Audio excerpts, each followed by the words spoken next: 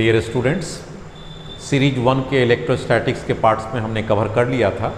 आपने देखा होगा फील्ड किए थे, फोर्स किए थे, डाइपोल किए थे, पोटेंशियल एनर्जी किए थे, पोटेंशियल किए थे, फ्लक्स कवर कर लिए थे, गॉस लॉ भी कवर कर लिए थे।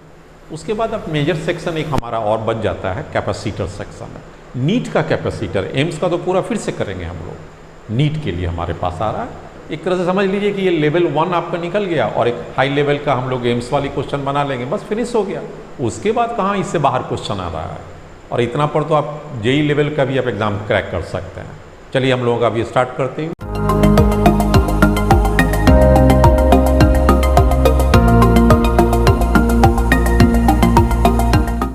सीरीज 2 पर हम लोग आते हैं। आज देख सकते हैं बोर्ड के ऊपर लिखा होगा सीरीज 2 पर, और इसकी पहली क्वेश्चन है कैपेसिटर से स्टार्ट करते हुए।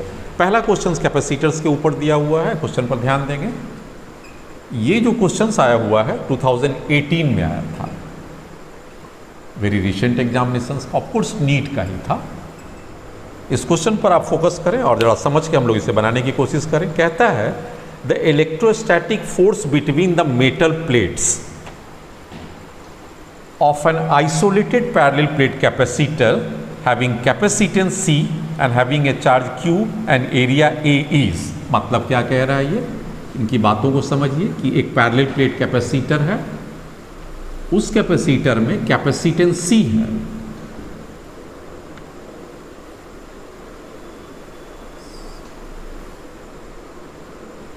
कैपेसिटेंस C है इसकी, और प्लेट एरिया A है, ऑफकोर्स गैपिंग डी है, और ये वैक्यूम है। वैक्यूम कहने का मतलब ये बता रहा है कि आप अलर्ट हो जाइए कि इसमें कोई डाइलेक्ट्रिक मीडियम इंसर्ट नहीं किया गया है, बल्कि ये इन जनरल है। तो यहाँ पर वैक्यूम के लिए इप्सिलन नॉट का हम लोग बखूबी प्रयोग करेंगे, ज़रूरत पड़ेगा तो। और कहता है कि इसमें फोर्स कितना लगेगा। अरे भाई कैपेसिटर है तो इस पर पॉजिटिव चार्ज आएगा और इस पर निगेटिव चार्ज आएगा, बढ़िया बात है। अब क्या करते हैं हम लोग, फोर्स निकालने के पहले क्या करते हैं, find the electric field. Electric field निकाल लीजिए due to single plate.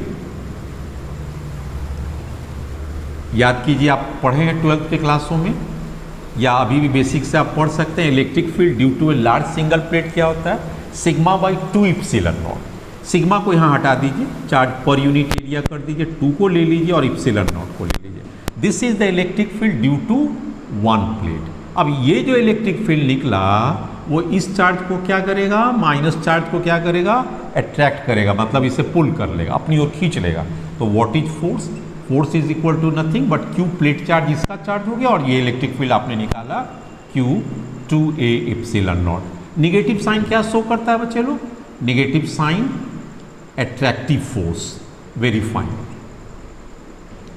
Attractive force. तो अब ये बच्चे क्या हो गए हैं, आप लोग ध्यान दीजिए, मॉड ले लीजिए, इसकी मैग्नीट्यूड ले लीजिए, साइन को आप हटा के इससे रिलैक्स हो लीजिए। नाउ दिस इज, अब ये पूछता है कि the electric force is proportional to a square root of the distance. कहाँ है इसमें डिस्टेंस, डिस्टेंस तो डी है, ये वाला डी डिस्टेंस है, तो क्या उस पर डिपेंड करता है, तो इस पर तो कहीं डी है ही नहीं। तो इसमें से ऑप्शन ढूंढ लीजिए, तो ऑप्शन हो जाएगा independent of the distance between the plate. इसका मतलब हो गया उस जो क्वेश्चन यहाँ पर रिफ्लेक्ट किया गया है उसमें से आप सी चॉइस को चुन लीजिएगा, उस रिफ्लेक्ट क्वेश्चन से आप चुन लीजिए। F is independent of the distance, very simple. हाँ, अब आपको इसमें से कुछ दिमाग लगा के आपसे और भी क्वेश्चन बना सकते हैं। कैसे कि फोर्स का वैल्यू क्यू के स्क्वायर में आता है, फोर्स का वैल्यू एरिया पर डिपेंड करता है, और अगर आपने कोई डाइलेक्ट्रिक डाल दिया तो के टाइम्स फोर्स घट भी जाएगा।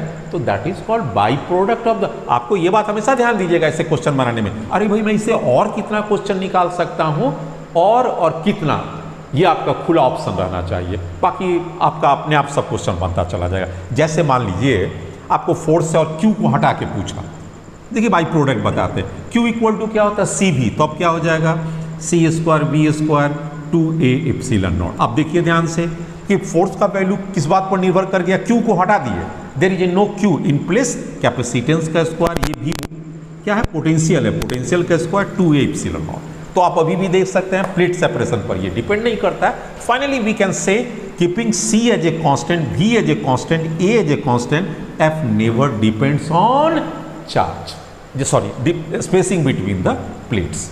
इस क्वेश्चन को हटाते हैं हम लोग और आगे बढ़ते हैं। तो इसका ऑप्शन भी आपने देख लिया, C is the correct answer. Question आ रहा है, और वो इस समय क्वेश्चन आ रहा है 2015 की क्वेश्चंस है, जरा से इसे हम लिख देते हैं ताकि आपके पास रिकॉर्ड में एंट्री हो जाए। 2015 AIPMT उस समय चलता था, बाद में नीट में कन्वर्ट हुआ था।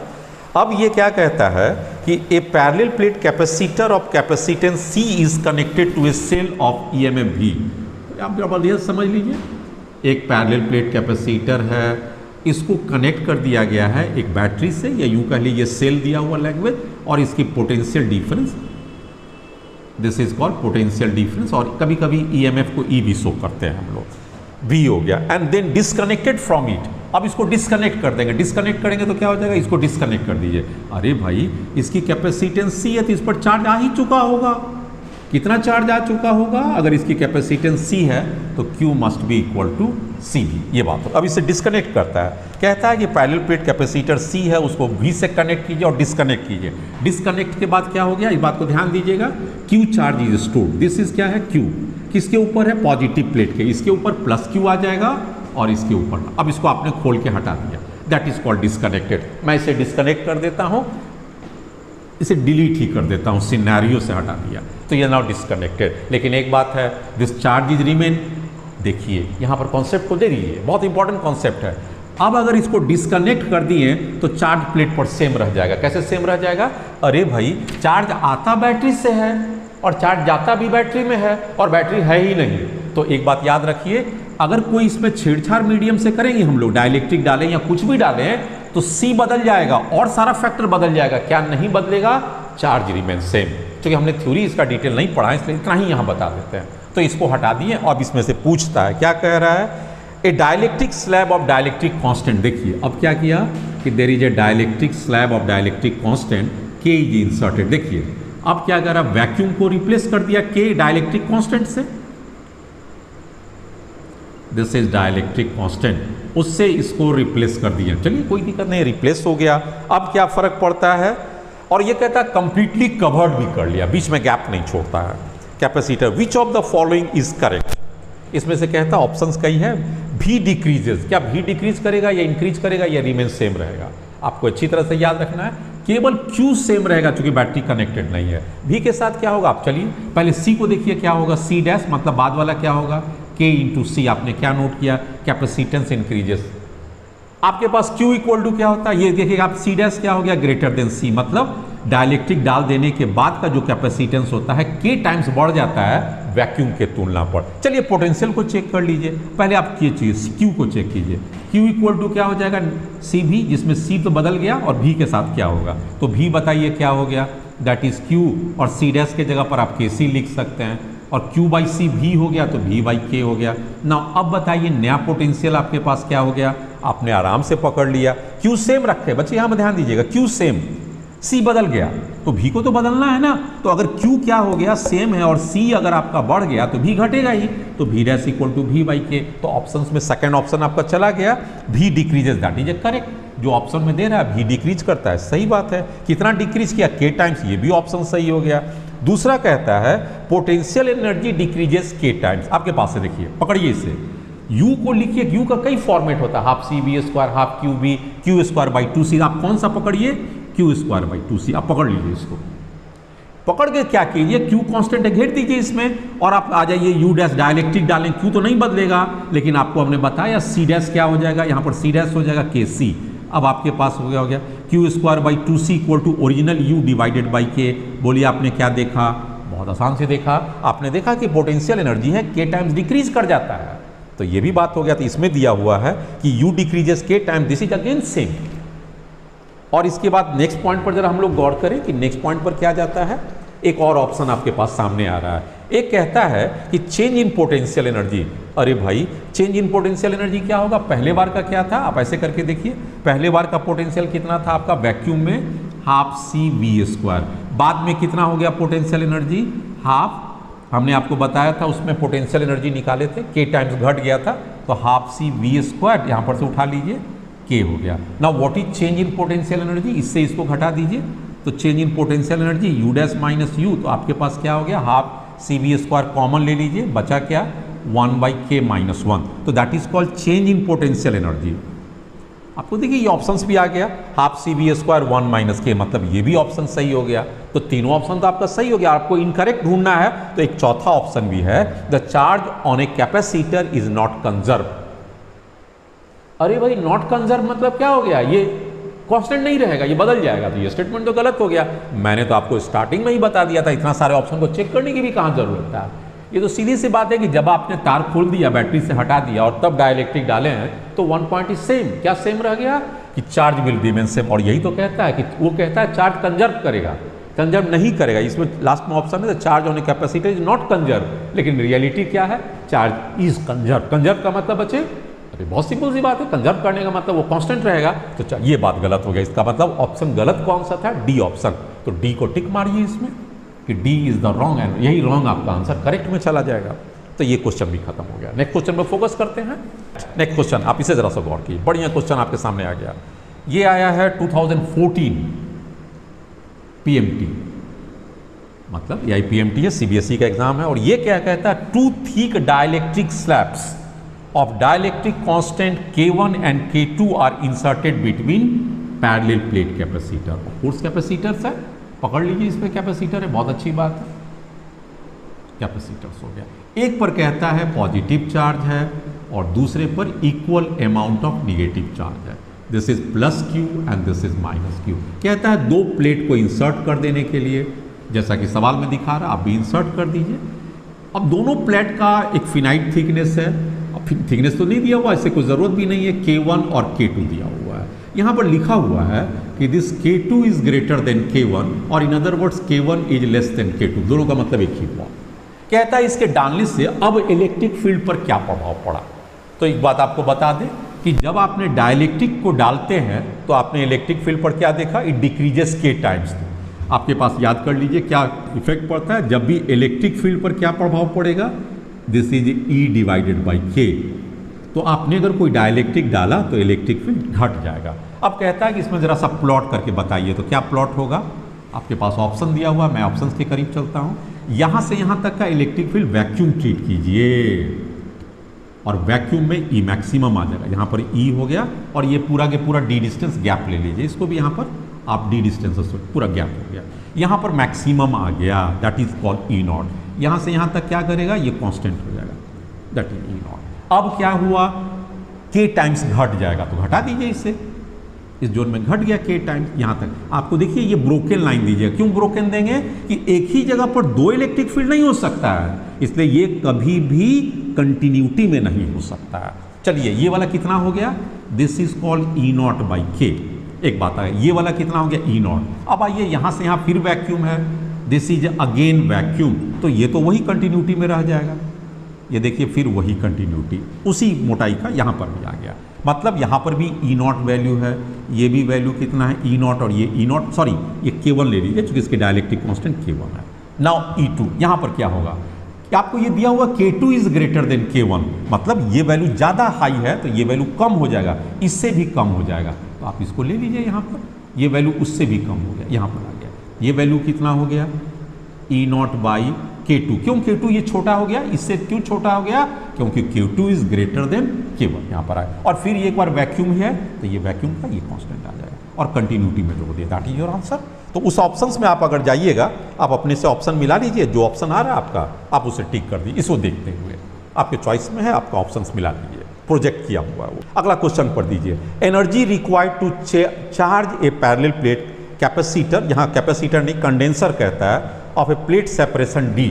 चलिए एक मान लीजिए, बहुत सिंपल सी बात है, this is A parallel plate capacitor, plate separation D, मान लीजिए इसकी D सेपरेशन है, and cross sectional area A, both are plates same parallel to each other, cross sectional area such that the uniform electric field between the plate is E। of course ये positive charge होता है और यहाँ पर uniform electric field होता है किसी भी कैपेसिटर में, U equal to uniform, what is E, uniform electric field. चलिए E यूनिफॉर्म हो गया, बिटवीन द प्लेट्स इज। अब इसमें क्या पूछता, such that the uniform plate is आता है, तो आपको बताना है, क्या बताना, such that the uniform electric between the plates is E is. आपको इसमें बताना है एनर्जी डेंसिटी कितना होगा, मतलब what is the energy absorb, इसमें कितना इन्वॉल्व होगा, कितना एनर्जी इसमें इन्वॉल्व होगा। अब इसकी वॉल्यूम क्या है इस स्पेस में, पहले ये चेक कीजिए। एनर्जी आपसे पूछ रहा व्हाट इज द एनर्जी, चलिए मैं बताता हूँ एनर्जी कितना हो। आप जाइए 12th में आपने एनर्जी पढ़े होंगे और एनर्जी डेंसिटी भी पढ़े होंगे। एनर्जी डेंसिटी क्या पढ़े थे, half epsilon not E square vacuum. ये आपका 12th का पोर्शन है, एनसीईआरटी किताब से आप देख सकते हैं। इसे आपको याद भी रखना पड़ेगा। एनर्जी पर यूनिट वॉल्यूम, ये क्या है, एनर्जी डेंसिटी। मैं ये मान के चलता हूं कि आपको बेसिक पता है और तब आप कर रहे हैं। और आपको अगर बेसिक भी समझना होगा तो मेरे अभी नहीं लोड किया हूं, उससे भी मैं पूरा लोड कर दूंगा। आप बेसिक में जाइए और तब तो आपकी नॉलेज एकदम ऐसा नॉलेज हो जाएगा जहां पर आपको कोई भी प्रॉब्लम में कोई दिक्कत हो ही नहीं सकता। लेकिन अभी भी दिक्कत नहीं होगा अभी, लेकिन आप एक रेंज में बंधे हुए हैं, मैक्सिमा और मिनिमा के रेंज के बीच में है। इस दरमियान में आप जरूर सॉल्व कर दीजिएगा। लेकिन आप अगर बेसिक पढ़ते हैं तो आप खुद एग्जाम में ही नहीं बनाइएगा, बल्कि आप किसी को और को भी आप समझा सकते हैं। चलिए हम लोग आगे बढ़ते हैं। This is energy density. What is energy density? अरे भाई, एनर्जी पर यूनिट वॉल्यूम। आपको परीक्षा में क्या पूछा, व्हाट क्वेश्चन में क्या पूछा, यू, तब क्या हो गया, you into volume. Now you कितना होता, आप फॉर्मूला से उठा लीजिए, half epsilon not into E square. और वॉल्यूम कितना होगा, प्लेट का गैपिंग ए, प्लेट का एरिया ए और गैपिंग डी, तो वॉल्यूम ए इंटू डी। सिंपल सी लर्न, 9th की स्टैंडर्ड है, ए इंटू डी। और ए इंटू डी वॉल्यूम हो गया। अब इसी ऑप्शन को चूज करके चलिए, D is the correct answer. तो इसके मुताबिक डी क्वेश्चन आपके पास आ गया, आप इसे आराम से कर सकते हैं। वेरी सिंपल क्वेश्चन, चॉइस दिया हुआ था आपके पास, उस चॉइस में वहां चॉइस आप देखिए और डी आंसर पर चले जाइए। नेक्स्ट क्वेश्चन पर अब हमारा फोकस है a series combination of N1 capacitor. Oh, this is the combination of capacitor problem आ गया। कहता है कि ऐसे ऐसे सीरीज में कई कैपेसिटर्स है, कई का मतलब यहां पर N1 दिया हुआ है, तो सीरीज में कनेक्टेड आप देख सकते हैं। और सबकी इंडिविजुअल वैल्यू क्या है, C1, इसकी भी C1, इसकी भी C1, और भी बहुत सारा होगा, N1 नंबर्स तक है। By a source of potential difference 4 volt है, तो इसको हम लोग पोटेंशियल डिफरेंस कितना मेंटेन किए हुए हैं, 4 वोल्ट से। ये 4 वोल्ट से हो गया, चलिए ठीक है। When another parallel combination इतना दिया हुआ है, it has a total energy stored it in the first relation between C2 and C1। अच्छा एक बात कीजिए, ठीक है, इसमें एनर्जी कितना स्टोर्ड होगा, what is the energy stored in this setup. तो क्या करना चाहिए, क्या करना चाहिए, देखिए यहाँ पर क्या है, कई कैपेसिटर्स है, आपको पूछता है इसमें एनर्जी है, अकेले अकेले काहे निकालिएगा, सी का कंबाइंड निकाल लीजिए ना, सी इक्विवेलेंट कितना हो गया। तो क्या सी इक्विवेलेंट निकाल सकते हैं, कैसा केस है, सीरीज में, तो आप लोगों को पढ़ा ही होगा सीरीज में, 1/c equivalent 1/c1 plus 1/c1 plus plus plus nth term तक, n टर्म तक हो जाएगा। इसको हम लोग एलसीएम लेंगे तो क्या हो जाएगा, C1 1 + 1 अप टू कितना तक है, n नंबर तक हो जाएगा। तो ये पूरा कितना हो जाएगा, n divided by C1, n के जगह पर दिया हुआ N1 और पूरे को जोड़ेंगे C1, इसलिए C इक्विवेलेंट कितना हो गया, C1/N1। इतना करने की जरूरत थोड़ी रहता है, एक लाइन में आप लोगों को समझ जाना चाहिए था। हम ऐसे भी लिख सकते थे कि जब आपकी सीरीज में दिया हुआ है तो आप एक का उठा लीजिए, उसको N1 से डिवाइड कर दीजिए, सीधा सा बात हो गया। अब क्या हो गया, ये एक कैपेसिटर बन गया, देखो भाई, एक कैपेसिटर सिंगल बन गया, इसकी C इक्विवेलेंट हो गया C1N1 और पोटेंशियल कितना है बच्चे लोग, 4 वोल्ट है। तो बोलो इसमें एनर्जी कितना इन्वॉल्व होगा, जो पूछ रहा है, energy equal to half CV², half C के जगह पर क्या है, C1N1 और V के जगह पर 4 का स्क्वायर मतलब 16। तो ये आपका एनर्जी हो गया, पहला बार में हो गया। चलिए आगे बढ़ते हुए कहता है इसी तरह का एक और सेटअप है, बना लीजिए सेटअप। अब की बात, दे आर इन पैरेलल, ये सब पैरेलल में कनेक्ट है, लेकिन इस समय कैपेसिटेंस कितना है, C2, और ये कितना नंबर तक है, N नंबर तक, N2 नंबर तक है। तो व्हाट इज इसका, जब कोई भी चीज़ पैरेलल में है तो C इक्विवेलेंट क्या हम लोग पढ़ें, सबको ऐड करते चले जाइए, C2 C2 C2 तो कितना हो जाएगा, N2 C2 हो जाएगा, क्योंकि सबको जोड़ेंगे तो कई बार आता जाएगा, C2 कॉमन ले लीजिए तो सबको जोड़ेंगे, N2 C2 आ गया। वेरी बात, इसकी एनर्जी कितना हो जाएगी, तो हाफ। अच्छा इसमें क्या पूछा है, इसकी पोटेंशियल है, पोटेंशियल डिफरेंस, इसमें पोटेंशियल डिफरेंस भी है। अच्छा पहला वाला का था, अच्छा पहला वाला में 4V था, 4V था, तो इसका हो जाएगा 16V²। यहाँ 4V वोल्ट नहीं था बल्कि 4V दिया हुआ है, और इसकी पोटेंशियल कितना मेंटेन किया हुआ है, 4 नहीं सॉरी, ये V और 0 मेंटेन किया हुआ, V मेंटेन किया हुआ। चलिए कोई बात नहीं है, C इक्विवेलेंट पुट कीजिए, कितना हो जाएगा, ये वाला हो गया, हाफ CV², C का मतलब N2 C2 और V का मतलब V है, तो V²। अब क्या पूछ रहा है, दोनों का टोटल एनर्जी सेम है, मतलब ये पैरेलल वाला हो गया और ये सीरीज वाला हो गया और ये पैरेलल हो गया, ये दोनों बराबर हो गया, तो कर दीजिए बराबर, half N2 C2 V² equal to half C1N1 16v², ये दोनों बराबर है। अब आपको क्या रिलेशनशिप डेवलप करना है, C2 C1 N2 N1 में करना है। कुछ कैंसिल होगा, यस, हाफ से हाफ कैंसिल हो गया, v² से v² कैंसिल हो गया, और कुछ होगा नहीं, हाफ तो कैंसिल, बस हो ही गया हमारे पास। अच्छा ये 2 भी है, हाफ से नहीं 2 कैंसिल हो गया। तो अब हमारे पास कितना आ जाएगा, आप इसको कंसीडर कीजिए, रिलेशनशिप डेवलप कीजिए। C2 इक्वल टू आ जाएगा, आपको कैलकुलेशन कीजिएगा 16C1 N1 into N2, calculate कीजिए। यहाँ पर C2 को छोड़ दिए, C1 16C1 N1 नीचे है, और ये भी इधर आ जाएगा, बस करेक्ट। नाउ दिस ऑप्शंस कौन सा इसमें आ रहा है, ऑप्शंस है yes, D option is correct. आप डी को नोट कीजिए और टिक लगाइए। बहुत आसान क्वेश्चन, कैसा क्वेश्चन था, फिर से एक बार चले जाइए।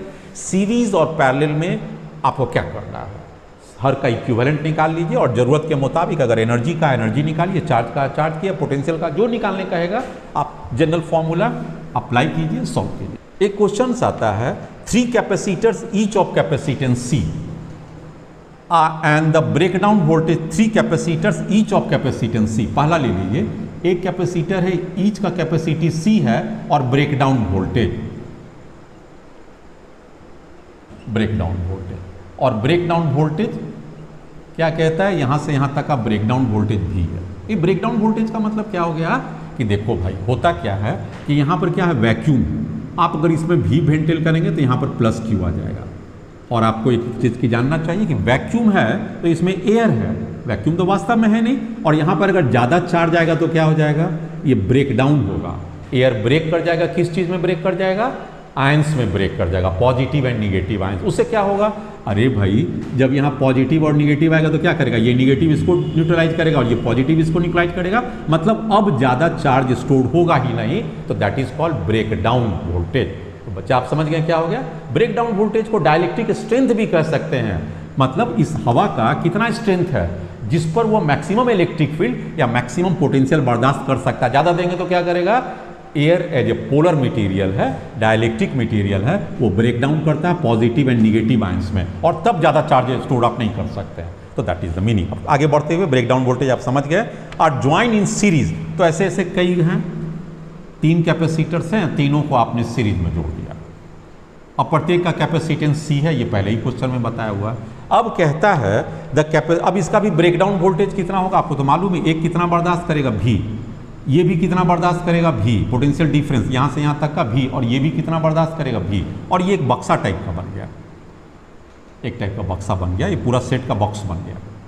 तो ये पूरा बॉक्स का, पूरे बॉक्स को अगर एक साथ लोड दें तो ये कितना पोटेंशियल बर्दाश्त कर लेगा, VA plus VA plus VA। तो यहाँ से यहाँ तक का कितना पोटेंशियल हो गया, ये 3 वोल्ट हो गया और ये 0। तो पोटेंशियल बक्सा का कॉम्बिनेशन का कितना इसका कितना बर्दाश्त कर रहा था, सिर्फ V। इस बॉक्स में कितना बर्दाश्त करेगा, 3B। 3B से ज़्यादा देंगे तो फिर चार्ज क्या करेगा, अब ज़्यादा स्टोर नहीं होगा, जैसे कि पहले की तरह ब्रेकडाउन होने लगेगा चार्ज का, पहले ये आयंस में टूटेगा और फिर डिस्चार्ज करेगा। Now what is the equivalent capacitance, तो आपको पता चुके हैं ना, C इक्विवेलेंट क्या है कि जितना सिंगल का है उसको N से डिवाइड कर दो, सिंगल C है और 3 है तो 3 कर दिए। इसका मतलब क्या हो गया कि इस बॉक्स का कैपेसिटेंस क्या हो गया, C/3, और ब्रेकडाउन वोल्टेज इसका 3V हो गया। तो इसमें से उसी तरह से चूज कर लीजिए, C/3 एंड 3V, मतलब C चॉइस इज करेक्ट। आप उसमें जाइए और C को टिक मारिए, आपका करेक्ट आंसर हो गया। मतलब आपका लॉजिक समझ में आ गया, लॉजिक पकड़ लीजिए, क्योंकि ये आपको एग्जाम में काम देने वाला है कि आपने ब्रेकडाउन वोल्टेज को समझा, कि आपने डाइलेक्ट्रिक स्ट्रेंथ को समझा, और अगर ये कहा जाए कि इतना वोल्ट को बर्दाश्त करना है तो कितने कैपेसिटी का, कितना कैपेसिटी सपोज करता है आपको कहता है कि 3 वोल्ट का बर्दाश्त कर सकता है, तब आप कितना कैपेसिटर कंबाइन कीजिए, तो 1 2 3 वोल्ट को 3 से डिवाइड करेंगे, V वोल्ट ब्रेकडाउन वोल्टेज आ जाएगा। तो थोड़ा सा लॉजिकल होना पड़ेगा अगर क्वेश्चन ट्विस्ट करता है तो। चलिए आगे हम लोग बढ़ते हैं। चलिए अगले क्वेश्चन के लिए हम लोग आते हैं। ये कब आया है, CBSE 2008 की क्वेश्चन है, ऑफकोर्स PMT की क्वेश्चन है। और ये क्वेश्चन क्या कहता है, 4 capacitors of equal capacitance have an equivalent capacitance C1 when connected in series. ये देखिए 4 कैपेसिटर्स है, 4 कैपेसिटर्स आप काउंट कीजिए, इक्वल कैपेसिटेंस है एंड इक्विवेलेंट कैपेसिटेंस C1 है। C1 क्या है, equivalent capacitance of C1 when connected in series. चलिए मान लीजिए ये C है, एक एक का अलग अलग ले लीजिए, सबका C ले लीजिए। C इक्विवेलेंट C1 कितना हो जाएगा, जैसा कि आपको हम बोले एक इंडिविजुअल पकड़िए, जितना नंबर है उसको डिवाइड कर दीजिए सीरीज के लिए। तो ये तो खत्म हो गया आपके पास। And equivalent capacitance C2 when connected in parallel, और जब इसको पैरेलल में करते हैं, पैरेलल पकड़ लीजिए इसको इस तरह से पैरेलल, आपको तो पता ही होगा पैरेलल, सब पैरेलल हो गया, ये सब पैरेलल हो गया। ये सब क्या है, इंडिविजुअल C है, और जब इस सबको जोड़ते हैं तो इक्विवेलेंट कैपेसिटेंस कितना आ जाता है, C2 इक्विवेलेंट कैपेसिटेंस। अब इसमें तो सीरीज में आपको सीधा ही रहता है, C इक्विवेलेंट क्या हो जाएगा, सीधा ऐड कर दीजिए, C को 4 बार जोड़िएगा 4C आ गया, ठीक है दोस्त। और ये वैल्यू क्या कहता है, C2 कहता है, equivalent capacitance in parallel C2 4C। अब क्या कहता है, find the ratio of C1 and C2। अरे वाह कितना आसान question, C1 equal to C/4 और C2 इक्वल टू 4C। चलिए कितना हो गया, C/4 इंटू 1/4C, C से C कट गया, 1/16 इज योर आंसर। चॉइस में चले जाइए, B is the correct answer, projected है वहां पर, आप उसको चेक कीजिए और इसको टिक लगाइए, ये आंसर आपका खत्म हो गया। ये क्वेश्चन हमारा कब आया है, 2007 में, नीट की AIPMT, उस समय AIPMT का था, तो all India pre medical test हुआ करता था। क्या कहता है, 2 कंडेंसर्स, चलिए 2 कंडेंसर्स है, इन पैरेलल कनेक्ट है। कैसे कनेक्ट है, ये आपके सामने है, ये 2 कंडेंसर्स है, इसकी कनेक्शंस को जरा चेक कीजिए।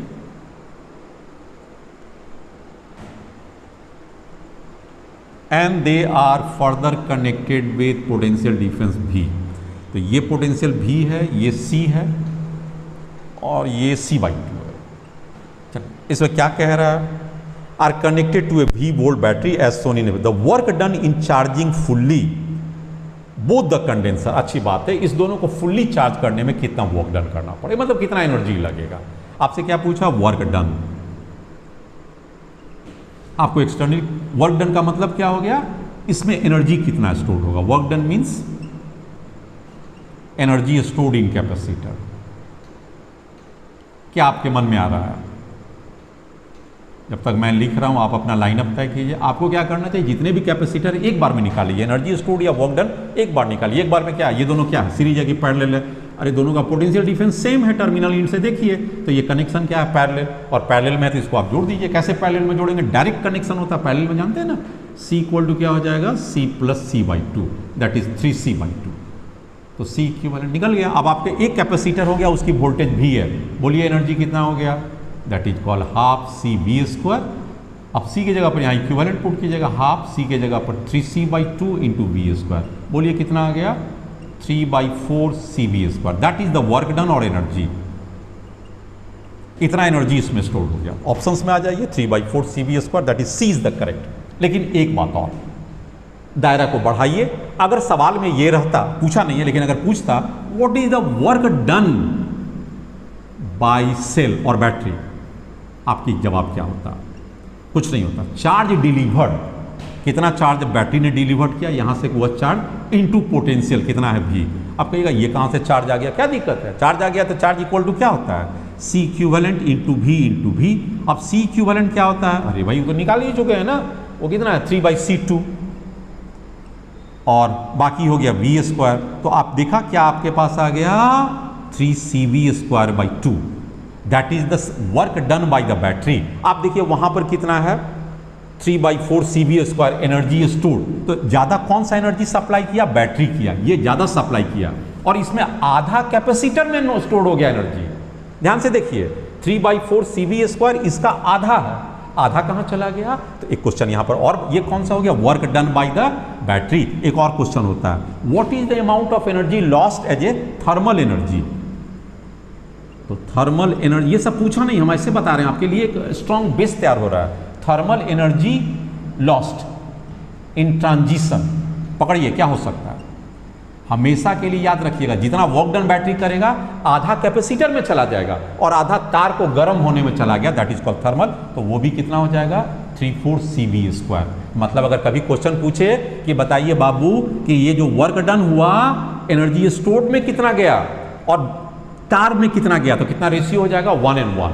मतलब इसके वर्क डन का आधा एनर्जी स्टोर्ड होता है कैपेसिटर में, आप कौन में किस में हुआ वो तो अलग अलग निकालना है, निकल गया। मान लीजिए कभी आपसे पूछता कि what is charge on this, तो आप कैसे निकालते हैं, अरे निकालने में क्या दिक्कत है, व्हाट इज Q1, इसमें अलग चार्ज आएगा, that is C into V। ये निकल गया। इसे पूछता कितना चार्ज है, Q2 कितना है, तो इसका C कितना है, C/2, और इसका V कितना है, सेम है, निकल गया इसका। पोटेंशियल डिफरेंस कितना है, दोनों पैरेलल में, तो इसका तो सेम ही आएगा। इस तरह से आप उसकी एनालिसिस आफ्टर एनालिसिस कीजिए। क्वेश्चन तो एक ही लाइन का था, लेकिन आपकी एनालिसिस एक लाइन का नहीं होना चाहिए, आप उसको पूरा एकदम से, कहते हैं ना मेडिकल टर्म में, एकदम पोस्टमार्टम कर देना चाहिए, ताकि अगला सवाल कभी भी इससे आए क्रैक करते चले जाइएगा।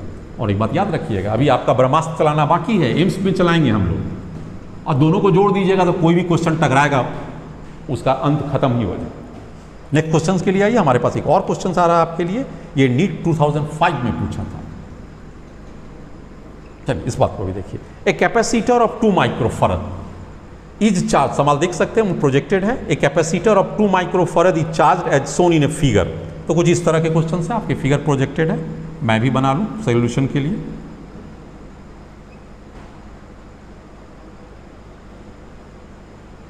थोड़ा सा ये लाइनअप इसका कुछ नया डिजाइन का प्रॉब्लम लग रहा है।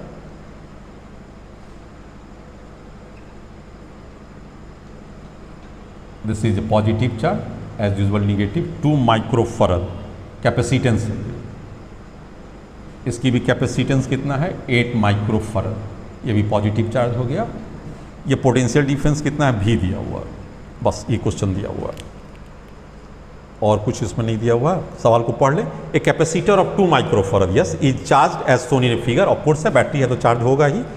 द परसेंटेज, अच्छा ये कहता है स्विच है यहाँ पर, और ये 1 पोजीशन, इस स्विच को हटा के आप इस पर डाइवर्ट कर देंगे तो ये कनेक्शन कट ऑफ हो जाएगा। यहाँ पर देखिए अभी कौन कनेक्शन कट ऑफ है, ये कनेक्शन, ये कैपेसिटर में कोई चार्ज नहीं जाएगा। बोलिए क्यों नहीं जाएगा, अभी कोई चार्ज नहीं जाएगा, क्यों नहीं जाएगा, अरे भाई सर्किट क्लोज होगा तब न जाएगा, सर्किट तो यही वाला है, तो उसमें कहाँ से चार्ज जाएगा। तो इसमें चार्ज कितना जाएगा आप आराम से निकाल सकते हैं। लेकिन पूछा क्या गया है, एनर्जी स्टोर का कितना लॉस होगा जब 1 से 2 में कर दे। तो अभी बताइए इसमें कितना एनर्जी है। एनी हाउ चलिए बताइए, आपको मैं मौका देता हूँ। इनिशियली कितना पर है, इनिशियली का मतलब जब ये कनेक्शन और ये कनेक्शन और वो खुला हुआ, क्या पढ़े आप लोग, किसके टर्म में, V और C के टर्म में बताइए।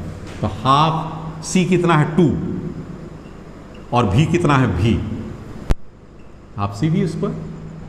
आप इसके पास, और दूसरा फॉर्मेट में क्या ले सकते थे, चार्ज, टोटल चार्ज कितना होगा, मान लीजिए Q चार्ज है तो Q स्क्वायर, और C कितना है 2 है तो 2 कर दीजिए, 2 × 2। ये आपके पास क्या आ गया, U इनिशियल आ गया। दोनों से आप ले सकते हैं, या तो ये वाला लीजिए या ये वाला लीजिए।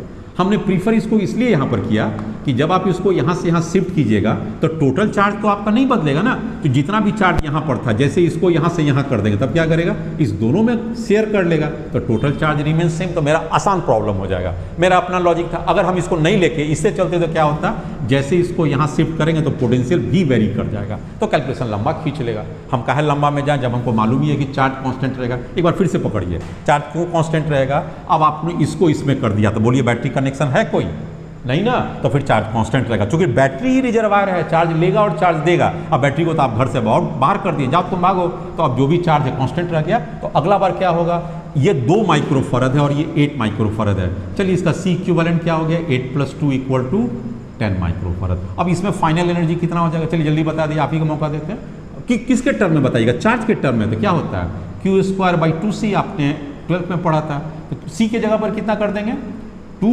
× 10 माइक्रोफैराड, 10 कर दीजिए। तो this is the final energy, 20 हो गया दोनों का, इनिशियल ये वाला हो गया और फाइनल ये वाला हो गया। अब आपको कहता है what is the percentage loss कितना हो गया, तो परसेंटेज लॉस इन एनर्जी क्या करें, U initial minus U final divided by U initial. करिए U फाइनल क्या है, U इनिशियल क्या है, Q²/4, U फाइनल क्या है, Q²/20 divided by Q initial क्या है, इनिशियल क्या है, Q²/4।